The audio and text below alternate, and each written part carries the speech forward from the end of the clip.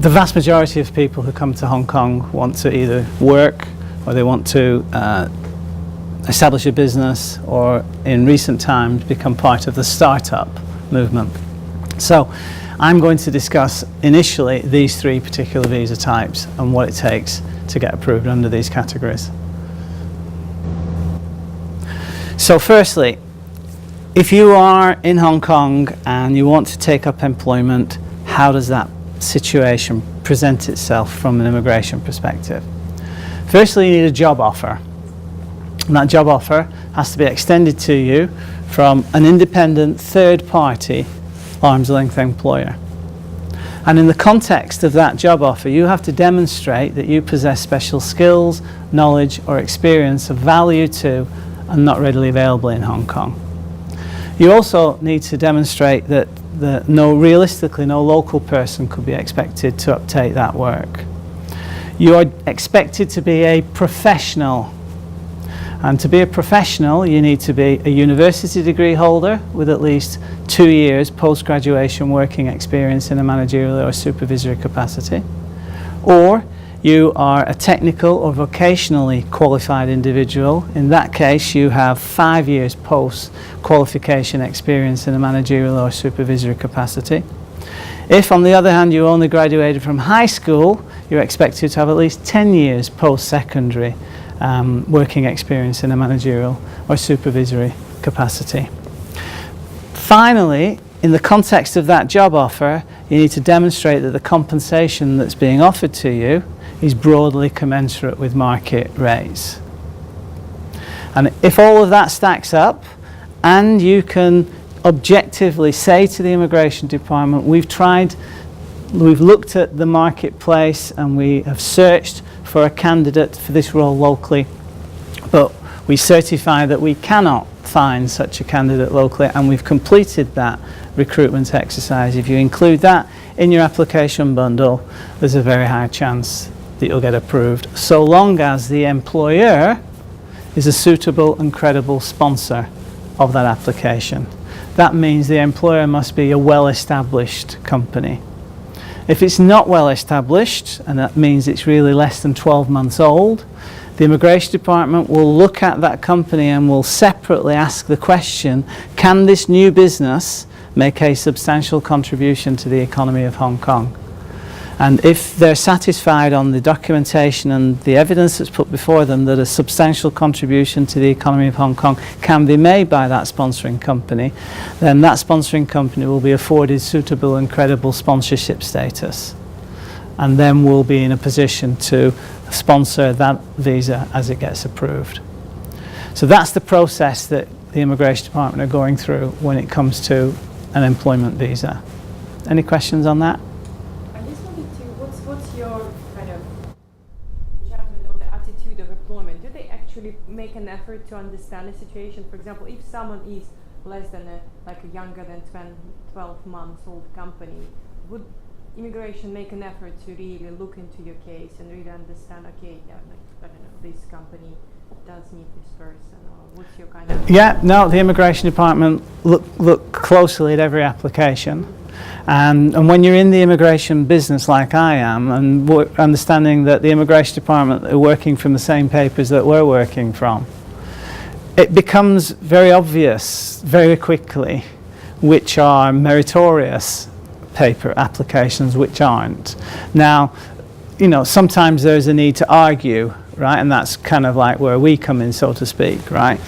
But, you know, if on the face of it, it's a good employer, they're employing other people locally, if they have got a decent track record, if they're profitable, if the bank accounts look reasonably sufficient to support the affairs of the company, and they don't have a qualified audit, then it's a good story. Why not? The Immigration Department will buy into the argument as long as there's some upside for Hong Kong in that. But they do look very closely at every facet. And another question, recent year maybe, I hear some people say it's more difficult to get employment visa for a foreigner now, not just a Russian citizen, but just kind of overall all other nationalities. Is it really so? Well, change? There are trends in immigration, and it depends on what's happening in the economy.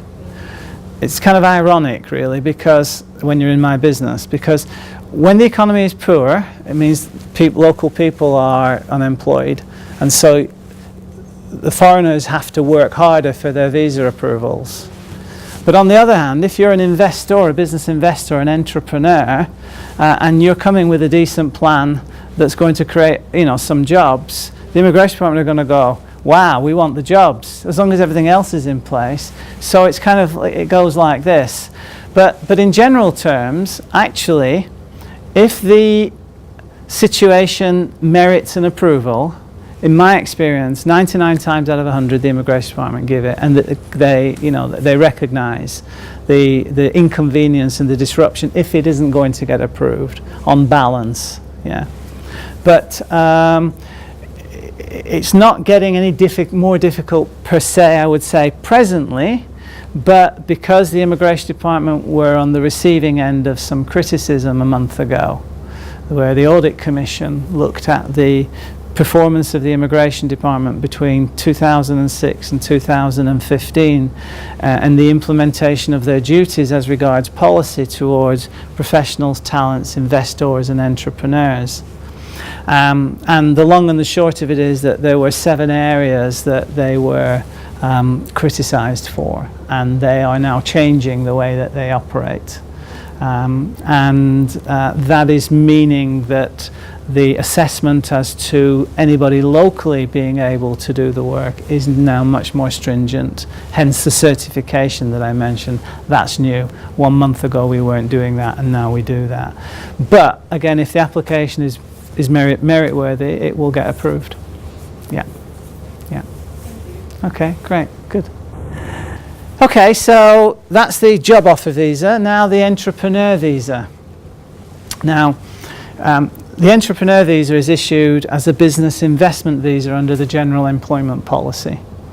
And to get a business investment visa, you need to show that you can make a substantial contribution to the economy of Hong Kong.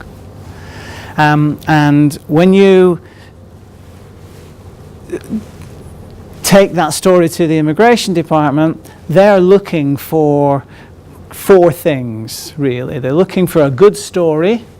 So depending on what's going on in your business, particularly if you're technology related, which is very, very attractive at this time. But if you've got a good story, that works well towards your the potential for an approval.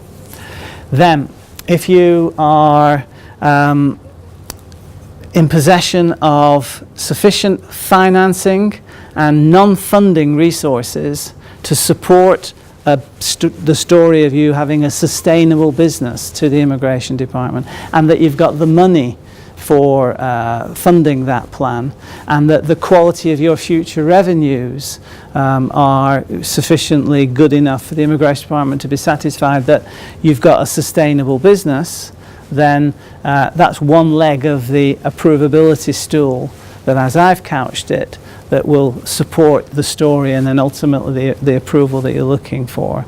So you've got to have something going on in your business plan. All the kinds of things that give you the confidence to invest in the business in the first place, that's the kind of stuff the immigration department needs to see as well. On the other hand, you need to have a clear pathway to the creation of local employment opportunities. So if your business plan doesn't call for you to create any jobs locally, the immigration department are not interested in it. Thirdly, and this is the third leg of the approvability stool, you need to have a properly set up office. This means you can't run this business from your kitchen table or your spare bedroom. The immigration department expects you to have a place where your future employees, and yourself included, can report to work to each day. So properly set up office. So if you've got those 3 things together and a good story, then you're on your way. So just dealing with some of the issues. Firstly, how much cash? If you start off with $1 million Hong Kong dollars available to the business, and you invest some of that ahead of your approval, and it normally takes 4 to 6 months for the immigration department to approve these applications, so that you've got $500,000 or more left over by the time that they're about to approve your application, then that's sufficient funding. On the other hand, the problem with being a 2-week visitor national is that in order to create the new facts on the ground that the immigration department need to see to demonstrate that you can make a substantial contribution to the economy of Hong Kong and get your visa, needs you to be here for longer than 2 weeks at a time. So how do you solve that problem? There is a way to apply for this visa before you've arrived in Hong Kong, and that is you put together a sensational business plan and you have significant funding available, and you tell your story in advance of essentially doing anything other than incorporate the company and get a business registration certificate, so that the entity is then in a position to be a sponsor or that can support at least the business. Then if you put that together in advance, it is possible to get this type of visa before you arrive on the strength of a plan. But in my experience, the money that it takes offshore when you apply versus the money that you would get approved for onshore is about 4 or 5 times as much. So you would come to Hong Kong submitting your application while you're hanging around as a visitor and know that you need $1 million Hong Kong dollars. My advice to people who are doing it on the basis of a plan is to have about 5 million Hong Kong dollars. Okay, so that's the entrepreneur visa. Any questions on that one? How long is what is the period for which this visa is granted? Well, under the general employment policy, which this is a visa thereof, you should be getting at the moment 2 years initially, 3 years first extension, 3 years second extension. What happened after 2 years? Like someone got the entrepreneur visa, and then did actually immigration look into what happened to your business after those 2 years? Yes, they do. Have you created the Yes, they do. employment Yes, they do. places? And one of the things that has happened in the last few weeks as a result of the Audit Commission report, where specifically the Immigration Department were criticised about not collecting data that allowed an understanding of whether policy was being implemented. They were more business pragmatic than they were data oriented to record whether policy was being addressed. And so now, as part of these applications, there is a business review process, and they're asking you questions specifically at the extension time. How much capital did you invest in the last 12 months or 24 months? How much capital will you invest in the next 24 months? How many jobs have you created in the last 24 months? How many jobs will you create in the next 24 months? Now, time will tell whether that is actually just to be a data gathering exercise, or whether it becomes prescriptive in terms of a very tight review process. What happens normally is if your initial application is marginal for approval, instead of giving you 2 years, they'll give you 1 year, and they'll review you at the end of that first year. That's called the business review process. So now for certain, all of these visas as they go on to get extended are going to go through a business review exercise of one kind or another, if for no other reason just to collect data.